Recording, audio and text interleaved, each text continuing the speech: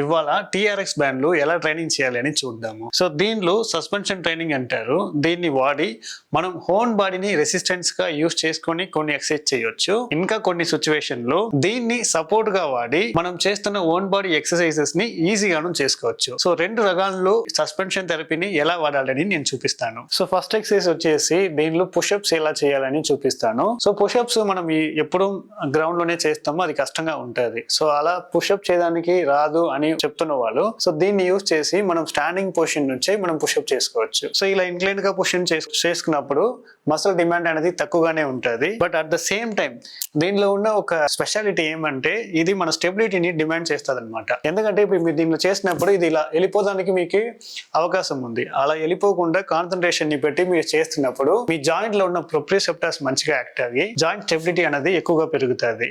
So ఇది own బాడీతో చేస్తున్న exercise. ఇప్పుడు ఓన్ బాడీని చేయకపోతున్న వాళ్ళకి ఎలా సపోర్ట్ గా చేయొచ్చు అని ఒక వీడియో చూపిస్తాను. ఇప్పుడు ఈ టీఆర్ఎక్స్ బ్యాండ్ ని సపోర్టివ్ గా యూజ్ చేసుకుని ఎలా ఎక్సర్సైజ్ చేయొచ్చు అని చూపిస్తాను. యూజువల్ గా స్క్వాట్ చేసినప్పుడు కాల్ పైన ఎక్కువగా లోడ్ పడుతుంది. దాన్ని డీలోడ్ చేయాలంటే ఇలా సస్పెన్షన్ బ్యాండ్ తో మనం ఇలా స్లాండ్ అయితే సగం హైట్ చైకి వెళ్తుంది. ఇక్కడ నుంచి మనం ఈజీగా ఒక స్క్వాట్ అనేది చేసుకోవచ్చు.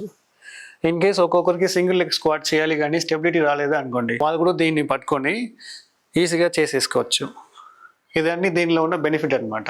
ఇలా చాలా అన్లిమిటెడ్ బెనిఫిట్ ఉంది. ఇది యాజ్ వెల్ స్టెబిలిటీని డిమాండ్ చేస్తుంది, అట్ ద సేమ్ టైం స్టెబిలిటీని ఇస్తుంది. దాన్ని మనం ఎలా వాడుతున్నాం బట్టి దీనికి యూస్ అన్నది ఉంటుందండి. సో నెక్స్ట్ వీడియోలో వేరొక ఎక్విప్మెంట్ తో చూద్దాము. Thank you.